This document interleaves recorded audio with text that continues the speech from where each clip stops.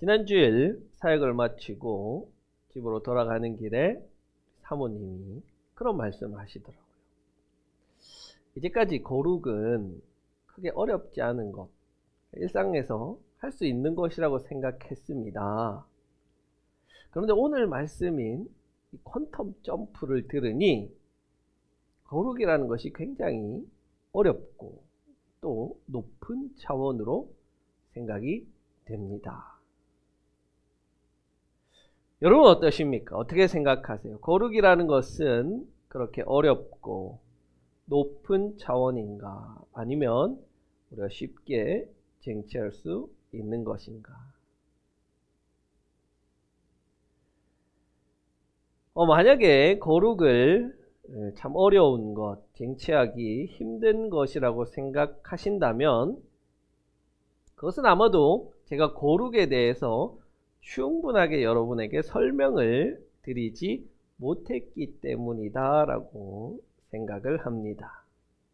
왜냐하면 오늘 우리가 읽은 레위기 19장은 거룩에 관한 장입니다.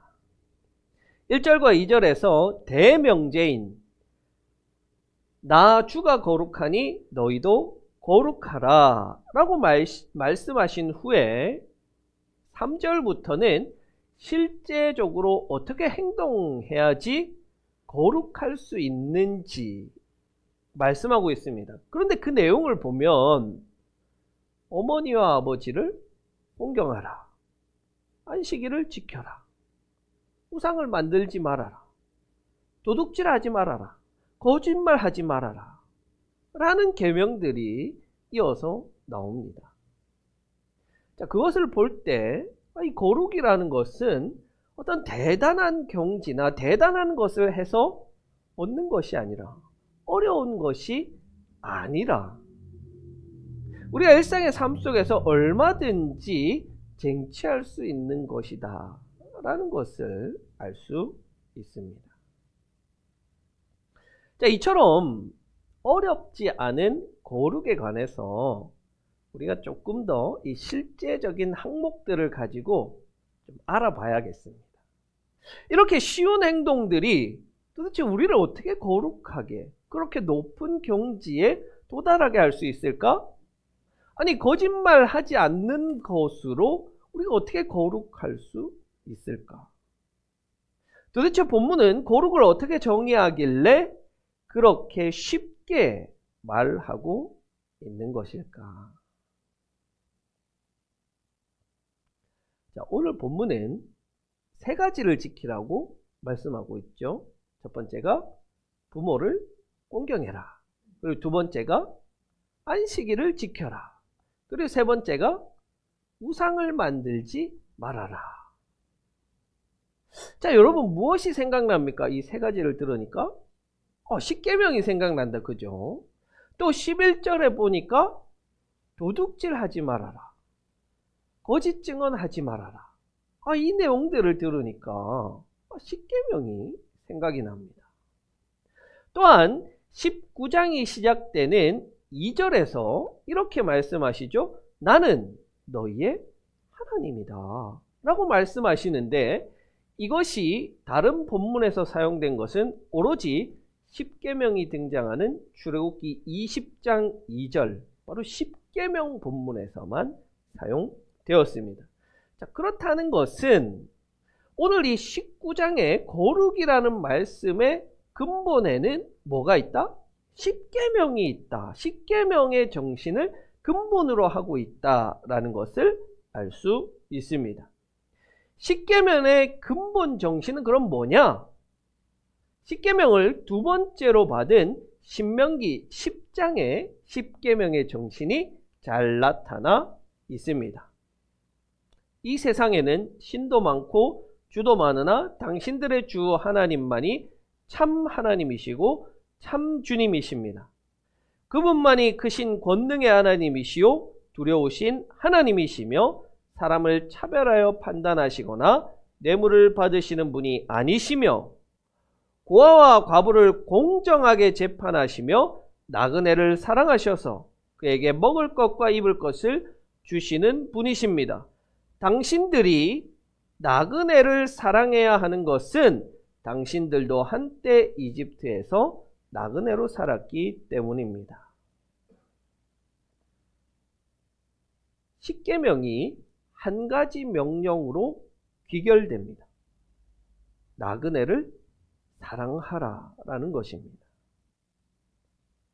그 동일한 말씀이 오늘 우리가 읽은 본문 바로 뒤에 나오는 19장 33절과 34절에도 나타나고 있습니다. 자, 그것은 십계명의 근본 정신이 이스라엘이 예전에 나그네였던 것을 기억하는 것이며, 그렇게 종되었던 이들을 건져내신 하나님을 기억하고 기념하는 것, 그것이 바로 십계명의 근본 정신이라는 것을 알 수 있죠. 자, 그렇다면 거룩의 근본 정신은 무엇이냐? 바로 그것이죠. 스스로 나그네였음을 기억하고 하나님이 먹을 것과 입을 것을 주시는 그 안전한 머무름, 그것을 주셨음을 기억하고 나그네를 사랑하고 그들에게 먹을 것과 입을 것을 주어서 나그네와 종된 삶에서 자유하게 하도록 힘쓰는 것, 그것이 십계명의 근본 정신이고 거룩의 기본 원리라고 할 수 있습니다. 하나님은요, 종이요 나그네였던 불황자였던 이들을 불러내어서 하나님의 백성으로, 하나님의 자녀로 삼으셨습니다. 이를 생각해 본다면 십계명을 지키는 것은 복 받기 위함이 아니고 십계명을 지키는 것 자체가 복된 삶이다. 다시요. 십계명을 지킴으로 내가 복 받는 것이 아니고 십계명을 지킬 수 있는 그 삶 자체가 이미 복 받은 삶이라. 자유롭게 하시고 하나님과 이웃을 사랑하도록 하신 그 자체가 복이라는 말이에요. 우리는 십계명을 지켜서 복을 받으려는 자들이 아니라 이미 복을 받았기에 그 은혜에 감사해서 하나님의 말씀들, 계명들, 율법들을 지켜나가는 자들이라는 것입니다. 그래서 거룩을 이야기하는 오늘 본문에서 빠질 수 없는 것이 바로 이 4절 십계명의 두 계명인 거예요. 우상을 의지해서는 안 된다. 쇠를 녹여 너희가 섬길 신상을 만들어서도 안 된다. 내가 주 너희의 하나님이다. 하나님께서는 우리를 복된 삶으로 이끄시기 위해서, 이스라엘 백성들을 복된 삶으로 인도하시기 위해서 이집트 땅에서 종노릇하던 이들에게 자유를 주셨습니다. 그리고 그 자유를 가지고 하나님을 기쁨으로 섬기게 하셨습니다. 그 자체가 복이라는 거예요. 자유를 얻고 그 자유로 하나님을 마음껏 찬양할 수 있는 것. 그런데 이미 주신 복에 만족하지 못하고 내가 복 받겠다고 허황된 것을 약속하며 풍요를 주겠다고 거짓말을 하는 우상들을 세우고 그것에 나아가 스스로 종노릇하게 된다면, 또한 하나님을 그런 우상과 같은, 하등한 우상과 같은 것으로 취급한다면 그것이야말로 하나님의 이름을 욕되게 하는 것이고 하나님의 이름을 망령되이 일컫는 것이라고 말할 수 있습니다. 여러분, 오늘날 우리는 이스라엘 백성들이 저질렀던 그 잘못처럼 하나님을 어떤 신상으로, 우상으로 만들지도 않고 그런 것들에 우리가 절하지도 않습니다. 그러나 문제는 뭐냐면 하나님을 그런 우상으로 격화시켜서 우상이 되어버린 하나님을 믿고 있다는 말이에요. 하나님을 믿는 것이 아니라 우상으로서 하나님을 믿는다는 말입니다. 십계명만이 아니라 성경 전체는 우리에게 하나님을 믿으면 복 준다가 아니라 하나님을 믿을 수 있는 그 자체가 복이라고 말씀하세요. 안타깝게도 많은 그리스도인들이 여전히 세상적인 복인, 부자 된다, 장수한다, 자녀가 잘 된다, 이런 세상적인 복을 이루어주는 도구로 하나님을 우상으로 만들어서 믿고 있다는 거예요.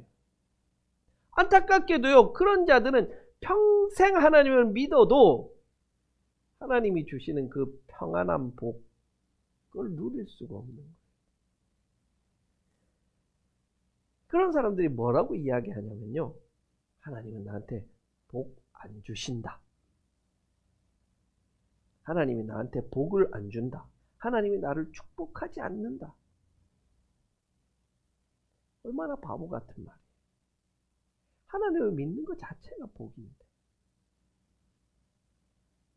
하나님을 사랑할 수 있는 것 자체가 하나님께서 내게 주신 복인데, 그것을 깨닫지 못하는 자들은요, 평생 동안 하나님께 달라고만 하다가 복을 누리지 못하는 채 인생이 끝나버립니다. 여러분, 그게 복이라니까요. 여러분은 그 복을 온전히 누릴 수 있기를 바랍니다. 주신 복을 누리는 게 그게 거룩이에요. 주신 복을 복으로 알고 누릴 수 있는 그것이 거룩이라는 말입니다. 안식일을 지키는 건 역시 마찬가지예요. 여러분, 이집트 땅에서 노예 생활을 하던 이스라엘의 현실은 어떠했을까요? 노예들에게 쉼이 있었을까요? 노예가 아이를 출산한다고 출산휴가를 줬겠습니까? 아니면 주 5일 근무를 했겠습니까? 400년 동안 단 하루도 쉬지 못한 채 노역에 시달려야 했을 것입니다. 혹시라도 아프면 네가 잘 치료받고 회복되어서 다시 일하자고 했을까요? 필요 없어. 가서 죽어버려. 죽도록 내버려 두었던 그런 현실 아닐까요? 여러분, 안식일의 본래 목적이 하나님께 제사 지내라, 하나님께 나와라가 아닙니다. 하나님께서 쉬신 것처럼 인간에게도 쉼을 주신 거예요. 그렇게 인간이 쉬면서 생각하는 것입니다. 이 쉼이 도대체 누구로부터 주어졌느냐? 누가 주신 것이냐? 누가 나에게 쉼을 주시느냐? 하나님이시다라는 것을 생각하며 감사하는 날이 안식일입니다. 그래서 안식일은요, 어떤 일을 해서도 안 되는 날이 아닌 거예요. 그게 안식일의 정신이 아니기 때문에 그래요. 예수님은 안식일에도 일했잖아요. 개의치 않으셨어요. 바리새인들로부터 책망받았어요. 왜? 그게 핵심이 아닌데. 그렇게 쉼을 얻는 가운데 나는 노예이지만, 나는 종이지만, 나는 평생 일해야 먹고 사는 사람이지만 하나님께서 나에게 쉼을 주셔서 내가 이렇게 쉴 수 있구나. 하나님께서 나에게 쉼을 주셨구나. 자신의 본래 정체성을 깨닫고 그 복을 주신 하나님을 기억하는 것이 안식일의 목적인 것이에요. 주일도 마찬가지예요. 첫 인류의 죄로 인하여서 우리는 평생 수고하고 땀을 흘려야 하는 저주를 받은 존재들입니다. 그러나 그 저주를 끊으시고 하나님은 우리에게 쉼을 주시고, 그렇게 쉬는 날 하나님과 우리의 존재 근원을 생각하도록 하셨습니다. 그렇다면 우리는 하나님께 예배 드릴 수밖에 없는 거예요. 예배는요, 어쩔 수 없이 드리는 거예요. 하루도 쉬지 않고 일해야 하는 이에게 쉼을 주신 분을 생각하면 감사하고 찬양하고 예배하는 이러한 마음이 마땅히 샘솟아 나와서 그 감격을 어찌할 수 없어서 드리는 게 예배라고요. 우리는 예배 가운데 그 감격이 있어야 돼요. 마치 예레미야 선지자가 내가 하나님의 뜻을 전하지 않으면 나의 중심이, 마음이 불붙는 것 같아서 견딜 수가 없나이다 말한 것처럼, 내가 하나님 너무 감사해서 하나님께 예배하지 않으면, 하나님을 찬양하지 않으면 내가 답답해 죽겠습니다. 내 마음이 불타는 것 같습니다. 하나님을 찬양하지 않으면 내 입이 근질거려 견딜 수가 없습니다. 그게 우리가 주일날 예배드리는 예배의 정신인 거예요. 이런 마음으로 예배 드리는 자들의 삶을 하나님은 거룩하다라고 하시는 거예요.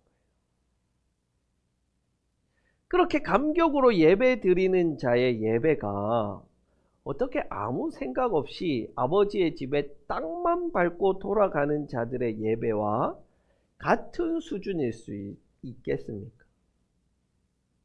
이것은요, 질적으로 완전히 다른 예배예요. 같은 공간, 같은 예배를 드리지만 완전히 다른 예배를 드리고 있는 거예요. 그게 뭐냐? 퀀텀 점프예요. 그게 다른 게 아니에요, 여러분. 어려운 게 아니에요. 나그네 어떤 쉼이 없었던 죄의 자녀였던 나의 정체성을 잊지 않고 그런 자리에서 구원하셔서 자녀 삼아주신, 백성 삼아주신 하나님을 기억하는 것이 거룩이고, 그 마음을 가지고 세상을 살아가는 게 거룩이라는 말이에요. 그런 마음을 가지고 세상을 살아갈 때 가장 먼저 보이는 사람이 누구냐면 내 가족이. 3절과 4절이 10계명과 대응된다고 할 때 10계명의 두 가지 정신, 하나님 사랑과 이웃 사랑이죠. 10계명에서 1에서 4계명은 하나님 사랑, 5에서 10계명은 이웃 사랑이죠. 무엇이 먼저 나옵니까? 하나님 사랑이 먼저 나옵니다. 그런데 레위기 19장을 보면요, 3절에 무엇이 먼저 나옵니까? 어머니와 아버지를 공경하라. 그 다음에 안식일을 지켜라. 이웃 사랑이 먼저 나오고 그 다음 하나님 사랑이 나오는 거예요. 그것은 참으로 거룩이라고 하는 것이 하나님과의 온전한 관계를 이루어서 쟁취하는 것이 아니라 사람들과 더불어 맺는 그 올바른 관계를 통해서 거룩이 세워진다는 것을 의도적으로 이야기하고 있는 겁니다. 특히 부모 공경을 가장 먼저 제시했다는 것은 우리가 함께 사는 사람, 가족을 통해서 거룩이 1차적으로 세워져야 한다는 것을 말합니다. 자, 그것을 보더라도 오늘 본문 3절은 굉장히 특이한 구절이에요. 여러분, 우리가 한글로 부모, 뭐가 뭡니까? 아버지와 어머니죠. 이런 단어 속에 가부장제 사회에 이런 인식들이 여전히 남아있는 것이죠. 근데 우리 성경에는 어떻게 나오냐면 어머니와 아버지. 지독히도 가부장제 사회에서 어머니를 먼저 언급했다는 것 그 자체가 파격이고 의미를 담고 있는 거예요. 여성, 아니요. 적어도 하나님 마음에는 아버지보다 어머니가 우선인 거예요. 여기에 있는 우리 어머니 네 분, 하나님이 그렇게도 사랑하는 존재라는 그 말이에요. 아버지보다 어머니 더 사랑해요. 하나님 마음에 우선이.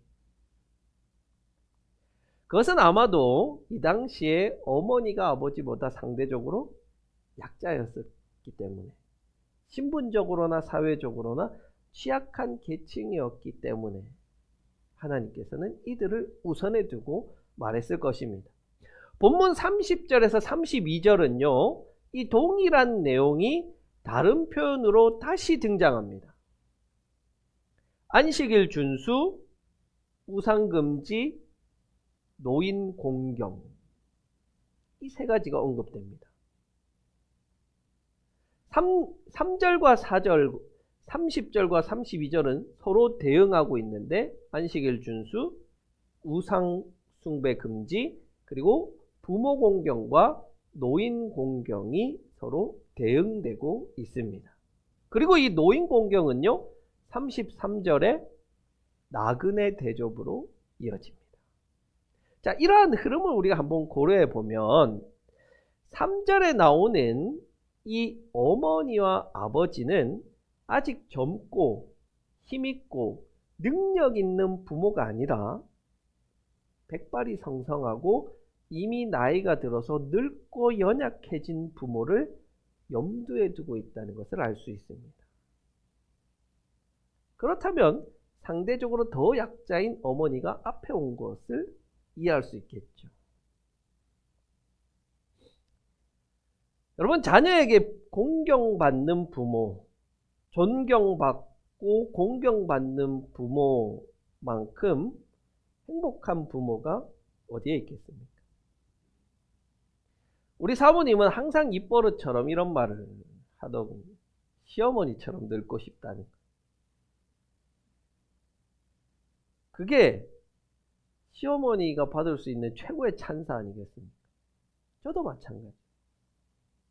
여기에 계시지만 아버지인 한태근 집사님을 항상 존경했어요. 아무것도 없는 그 자리에서 지금까지 자녀들을 키워내시고 참 그 많은 어려운 상황에서도 스스로 삶을 개척해 가시는 모습은 우리 자녀들에게 충분히 모범이 된다고 생각을 합니다. 저도 그럴 것 같아요. 우리 재원이가 제가 제일 존경하는 분은 우리 아버지입니다. 닮고 싶습니다. 그러면 그것이 저에겐 최고의 찬사가 되겠죠. 자, 그런데 우리가 한번 생각해 봅시다. 그것은 자녀가 어렸을 때 부모님을 보면 우리 아빠가 최고야. 우리 아빠가 뭐든지 다 해.